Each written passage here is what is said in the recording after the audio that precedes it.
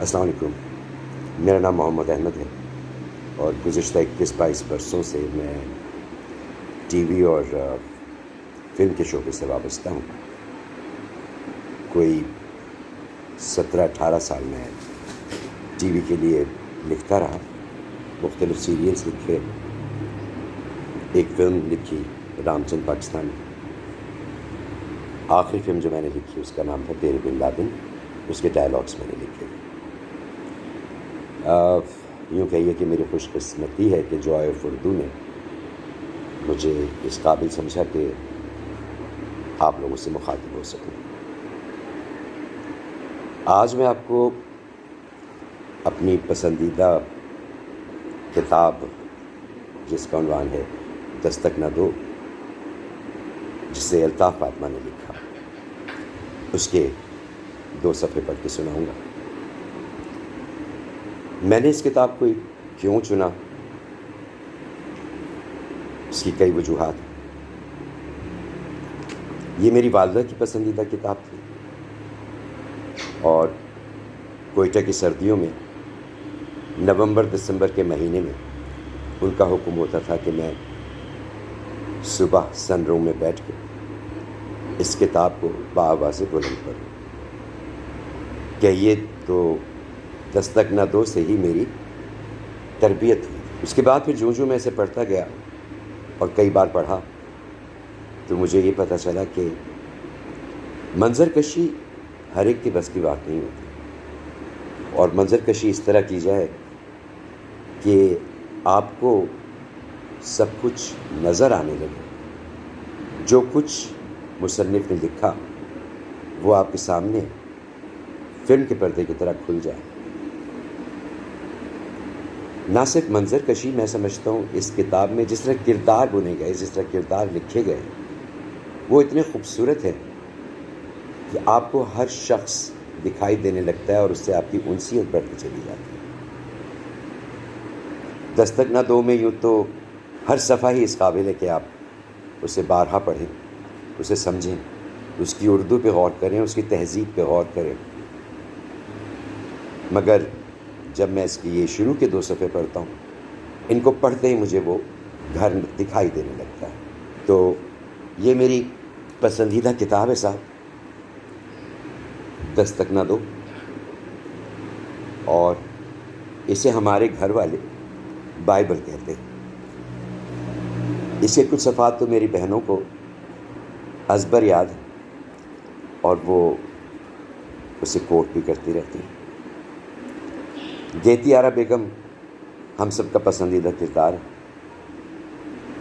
گیتی آرا بیگم جس طرح پلی بڑھیں، جس طرح بڑھی ہوئیں اور ذمہ داریوں کے کندھوں پر آئیں، یہ آپ کہیے تو اگر اس کو غور سے پڑھیں، خواتین بھی اگر پڑھیں، تو یہ ایک گائیڈ لائن ہے زندگی کی پیچ و خم، آتی ہوئی مشکلات، جاتا ہوا برا وقت، آتا ہوا اچھا وقت، یہ سب ہماری زندگیوں کا حصہ ہے۔ تو اس کے جو ابتدا کے 2 صفحے ہیں وہ آپ کی نظر پیش کر رہا ہوں۔ اردو میری بہت اچھی نہیں، کہیں کوئی غلطی ہو جائے تو معاف کر دیجیے۔ اس دوپہر پر ہی شام کا گمان ہوتا تھا۔ وہ جنوری کا سب سے زیادہ کہر آلود دن تھا۔ مالی نے اسی شام کیاریوں کی گڑائی کی تھی کہ شاید آج برکھا ہو جائے۔ سنہرے سرکنڈوں کے سہارے لہلہاتے ہوئے سویٹ پی کے پودوں میں سفید، آسمانی، اودے اور گلابی پھول اپنے جوبن پر تھے۔ سرد اور دھندلی فضا میں ہر طرف بھینی بھینی خوشبو پھیلی ہوئی تھی۔ دل کی وضع کی کیاریوں میں نیلے اور بسنتی پھول منہ لٹکائے گہری سوچوں میں غرق نظر آتے تھے۔ اندر سے باہر تک خاموشی تھی اور صرف چمنیوں سے بل کھاتا ہوا دھواں دکھائی دے رہا تھا۔ ایسے میں پھاٹک کے قریب سائیکل چمکی اور کوئی اس پر سے اتر پڑا۔ سرخ رنگ کی مورم پر وہ سائیکل گھسیٹتا ہوا آگے بڑھا۔ ادھر ادھر دیکھا اور پھر چند قدم سائیکل آگے کو گھسیٹی۔ مورم بولی چر چر چر چر، اور وہ بولا چائنا مین چائنا مین۔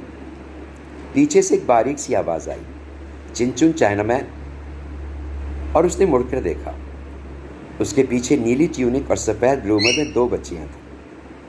ایک کی آنکھیں بڑی بڑی اور کھلی کھلی تھیں اور ناک ستواں، اور دوسری کی آنکھیں چھوٹی اور تکونی تھیں اور ناک چپٹی۔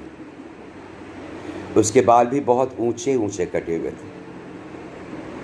دوسری لڑکی کی 2 موٹی موٹی سنہری چوٹیاں تھیں۔ چھوٹی آنکھ اور چپٹی ناک والی چلتی ہوئی سائیکل پر سے کودی، بھاری بستے کو اچھال کر کندھے پر سنبھالا اور اترا ہوا کوٹ کندھے پر جما کر بولی چن چن چائنا مین۔ اس نے بات کاٹی اور بولا او بیبی، کوٹ پہنو، سردی بہت ہوتا، مر جائے گا۔ بیبی نے جواب میں زبان نکال دی اور چائنا مین نے گھونسا دکھایا۔ بیرے نے سائیکل روکی تو بڑی آنکھوں اور موٹی چوٹیوں والی لڑکی نیچے اتری، آہستہ سے بستہ کندھے پر ٹانگا اور معصومیت سے برساتی کی طرف چل پڑی۔ اے چینا پھر آئے، بیگم لوگ آرام کرتا، تم کدھر نکل آیا اس وقت؟ بیرے نے چائنا مین کو جانے کا اشارہ کیا اور چپٹی کو ہانکتا ہوا اندر کی طرف لے چلا، جو اندر جانے کی بجائے کسی اور سمت کو چل پڑی تھی۔